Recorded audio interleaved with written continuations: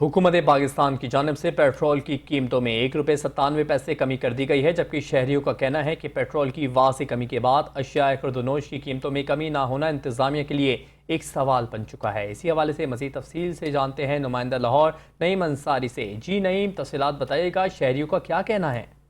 हाँ जी बिल्कुल ऐसा ही है। एक बार फिर से हुकूमत पाकिस्तान की जानिब से पेट्रोल की कीमतों में कमी कर दी गई है। इसी हवाले से शहरियों से बात करते हैं, शहरियों का क्या कहना है। सर बताइएगा, पेट्रोल की कीमतों में कमी कर दी गई है, क्या कहेंगे आप?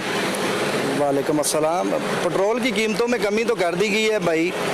2 रुपये रात को इन्होंने कम कर दिया है, तकरीबन 23 रुपये पहले कम किया है और 74 रुपये उसके बाद कम किया है। तकरीबन 100 रुपये कम हो गया पेट्रोल।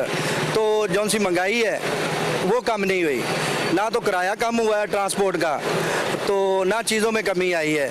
लिहाजा हमारी वज़ीर आज़म पाकिस्तान मियाँ मोहम्मद शहबाज शरीफ के आगे भी अपील है और CM पंजाब मरियम नवाज़ के आगे भी अपील है कि ये जो माफिया है ना, ट्रांसपोर्ट माफिया, इन पे भी ज़रा कंट्रोल किया जाए। और दूसरा, जो खाने पीने वाली चीज़ें हैं जिसमें घी है, दाल है, चीनी है, ये सब चीज़ें जौन सी है ना, ये लोगों के इस्तेमाल में है, इसमें कोई कमी नहीं है। बिल्कुल जी, आपने शहरी की गुफ्तगू सुनी है। शहरी का यही कहना है कि जैसे ही पेट्रोल की कीमतों में इजाफा किया जाता है तो अशिया खुर्दनोश और ट्रांसपोर्ट मालकान की जानिब से किरायों में इजाफा कर दिया जाता है।